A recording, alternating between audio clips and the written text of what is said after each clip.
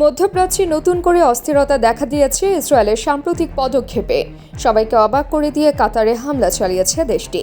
অথচ কাতার বহুদিন ধরে হামাস ইসরায়েল শান্তি প্রক্রিয়ার মধ্যস্থতাকারী হিসেবে কাজ করে আসছে এবং যুক্তরাষ্ট্রের ঘনিষ্ঠ মিত্রও বটে।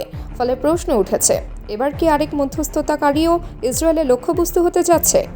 এই প্রেক্ষাপটে সময়ই বলে দেবে পরবর্তী পরিস্থিতি কেমন হতে পারে।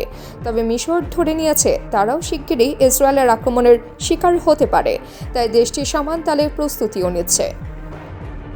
লন্ডন ভিত্তিক গণমাধ্যম মিডল ইস্ট আই এক এক্সক্লুসিভ প্রতিবেদনে জানিয়েছে, মিশরের গোয়েন্দারা নিশ্চিত হয়েছেন যে ইসরায়েল তাদের ভূখণ্ডেও হামলার পরিকল্পনা করছে। মিশরের আশঙ্কা এটি ঘটলে ভয়াবহ পরিণতি ডেকে আনবে।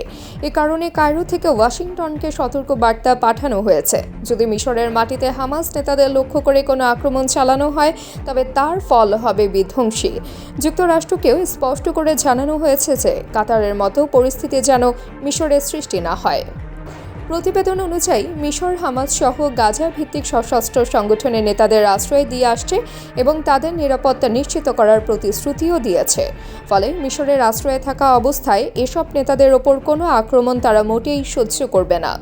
ইসরায়েলের প্রধানমন্ত্রী বেনিয়ামিন নেতানিয়াহু সম্প্রতি বলেছিলেন, হামাস নেতারা যে দেশে থাকুক না কেন সেখানেই তাদের লক্ষ্যবস্তু করা হবে।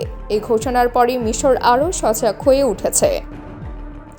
মিশরের এক নিরাপত্তা কর্মকর্তা নাম প্রকাশ না করার শর্তে মিডল ইস্ট আইকে বলেন, মিশরে হামাস নেতাদের উপর আঘাত মানে সরাসরি মিশরের সার্বভৌমত্বের উপর আঘাত। আর যদি এমনটা ঘটে তবে মিশর পাল্টা আঘাত করতে মোটেও দ্বিধা করবে না।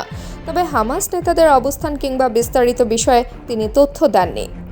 এদিকে কূটনৈতিক চ্যানেলের মাধ্যমে মিশর ইতিমধ্যে ইসরায়েলকে আহ্বান জানিয়েছে যেন তারা হামলার পরিকল্পনা বাদ দিয়ে গাজায় শান্তি প্রক্রিয়ায় মনোযোগ দেয়, না হলে গোটা মধ্যপ্রাচ্য দীর্ঘস্থায়ী অস্থিরতায় পড়বে এবং পুরো অঞ্চল যুদ্ধে জড়িয়ে যেতে পারে।